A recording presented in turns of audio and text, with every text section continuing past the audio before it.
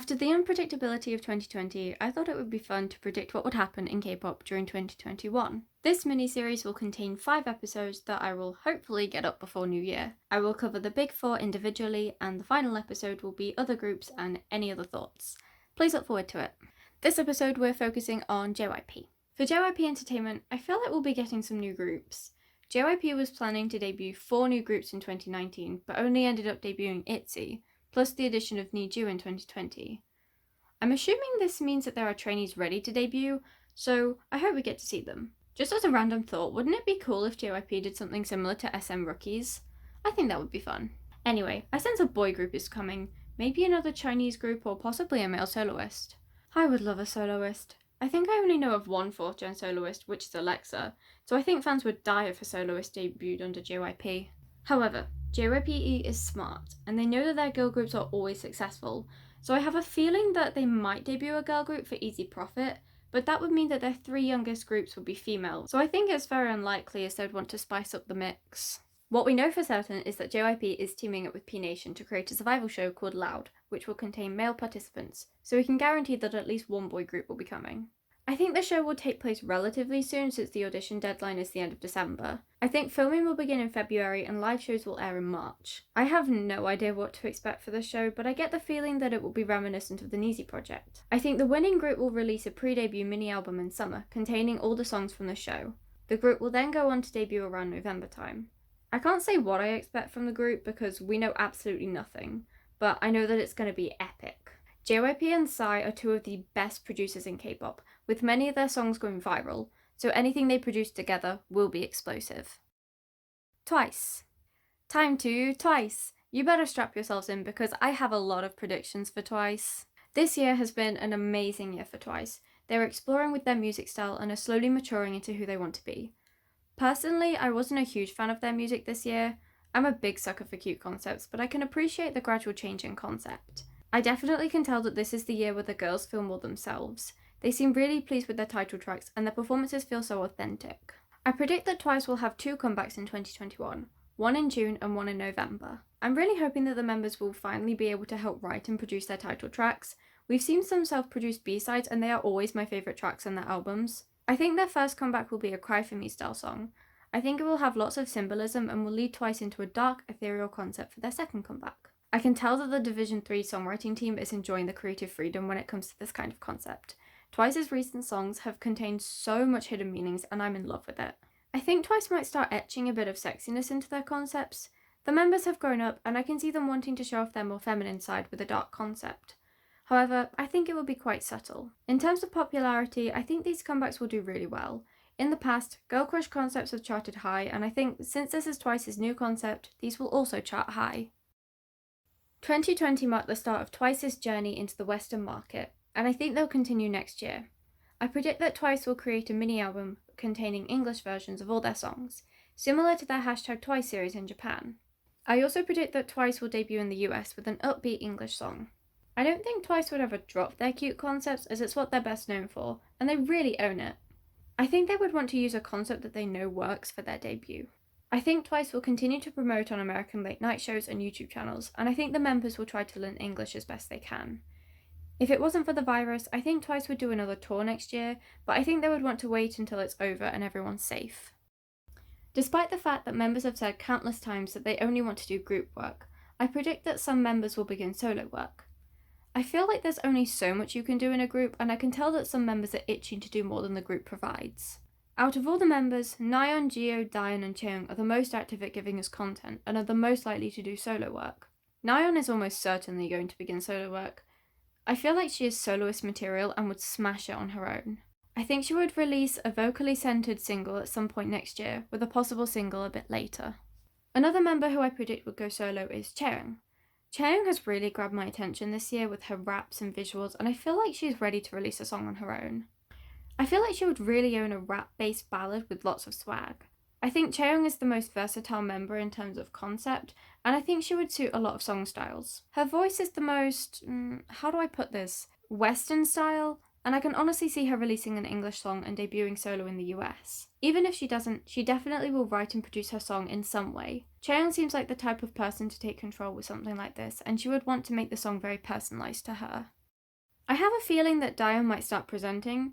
Once can all agree that Dion's personality is gold, and I feel like it would be great if she appeared long term on a show, especially after her iconic appearance on The Weather. If she doesn't, I think she might do something with her piano skills since she's been showcasing them a lot recently. I'm not sure what Gia would do, but I think she would be great doing something on her own. She might do some modelling, become the face of a brand, or release her own photo book. If Gia was to release a solo song, I get the feeling it would be for an OST, since her voice would suit something slow and romantic. Now onto something quite sad, and I think a lot of Once's predict the same. I think another member will go on hiatus due to mental health. Just as there are members that are itching to do more, there are also the members who you can tell are just desperate for a break. I think either Dewey or Momo will take a hiatus as they get the most hate. There's been a huge rise in mental health problems in celebrities if they've been attacked by the media, and not just in Korea. As well as this, I think Jonghyun will stay on hiatus for most of the year, but still feature in Twice's comebacks. ITZY. I think ITZY are going places next year. They're an incredible group with such a distinctive sound. I think they'll significantly grow in popularity and might possibly become the fourth generation's Blackpink. I think 2021 will be ITZY's year, although it will be hard to top 2020. I've seen some other prediction videos and people have said that they think ITZY will complete their each member has an era saga. I don't think this will happen as I don't think Not Shy was anyone's era. However, I do think they will have 3 comebacks and will debut in the US and Japan. I get the feeling that 2021 will be ITZY's overwork year.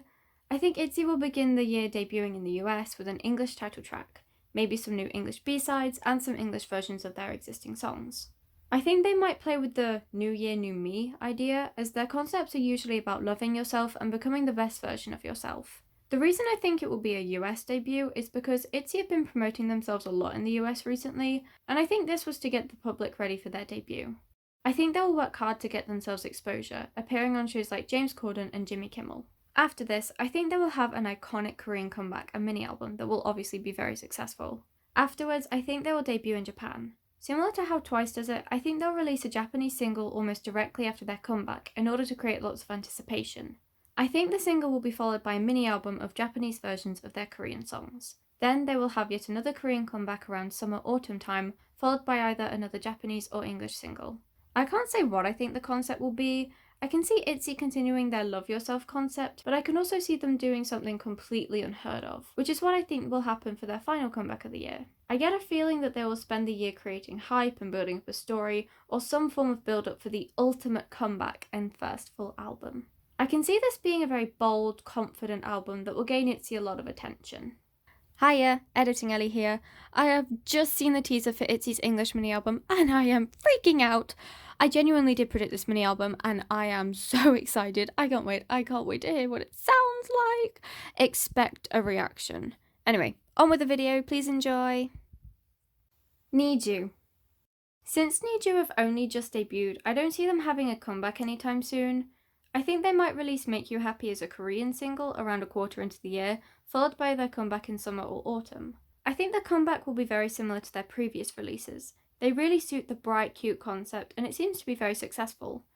Their discography sticks out right now since the other groups are trying to be the next ITZY and releasing Love Yourself, Teen Crush concepts, so I can see NiziU becoming very popular, possibly becoming the 4th gen's nation's girl group.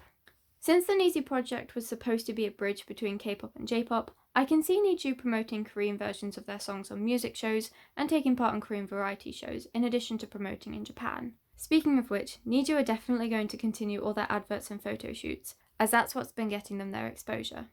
Overall, I don't see 2021 being a breakthrough year for NiziU, but I can see them gradually gaining popularity. Stray Kids. I'm a relatively new stay. I became interested in Stray Kids in God's Menu era, and Backdoor just solidified my stay status. And let's just say the obsession is real, and Bangchan is my everything. Because of this, I can't really say what I think will happen. I love Stray Kids for their unique concepts, and I don't see them changing anytime soon. I predict they will release 2 Korean comebacks and 2 Japanese singles. I can see them gaining a lot more international fans, but not doing very well in Korea, which is really sad. However, I have a tiny hunch that 3 Ratcha would debut as an official subunit with a hip-hoppy song that I think will go viral. What I mean by this is that they'll release their song on Spotify, iTunes, etc. and actually promote it, instead of just releasing songs on SoundCloud. As a quick side note, please correct me if I'm wrong about 3 Ratcha. As far as I know, they only release their songs on SoundCloud, but yeah, please let me know in the comments. I believe 2021 is when the dating ban ends for Stray Kids, and I actually think one member will reveal a relationship with a non-idol. I'm thinking Hyunjin, Changbin, or Bangchan. I can see Stays being super accepting of it and nothing but memes will come of it. I genuinely don't know why I think this, is just a hunch.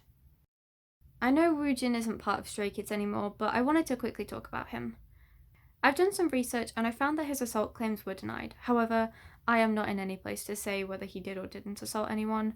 Even if he didn't, the accusations will follow him wherever he goes. I think he will debut under his new company and will be met with tons of backlash. Despite this, I can see him charting well in Korean music shows and getting lots of attention. Woojin will definitely try to continue his career as best he can and will gather a solid fan base of oblivious or stubborn fans. For 2021, I predict that we will get a clear answer on the accusations. However, it will be taken to court and it become a huge deal. GOT7. I don't know anything about GOT7 and I had to do a lot of Googling for this. Therefore, I'm only going off what I read on those websites as reference for these predictions. From what I remember, JYP forgot to post a teaser or promote their most recent album. Firstly, disgusting. Secondly, I don't think this will be the last time, which is really sad because, according to the trusty news source of Wikipedia, their past comebacks have been incredibly successful.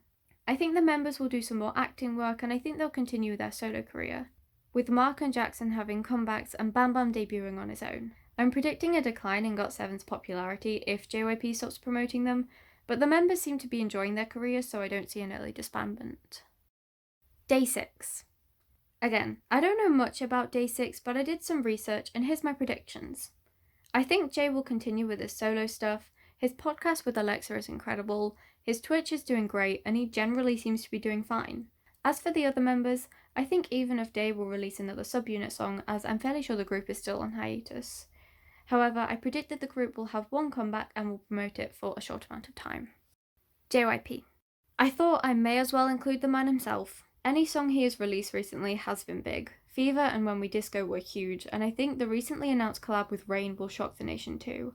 I have a hunch that JYP will be involved in big news, either a scandal or something good. Maybe he's becoming a parent again. Honestly, who knows with JYP? Thank you for watching. Please make sure to check out the other videos in this series and let me know below what your predictions are for JYP in 2021. I hope you've had a very Merry Christmas and I hope you have a very Happy New Year. Thank you for watching. See you soon. Bye bye!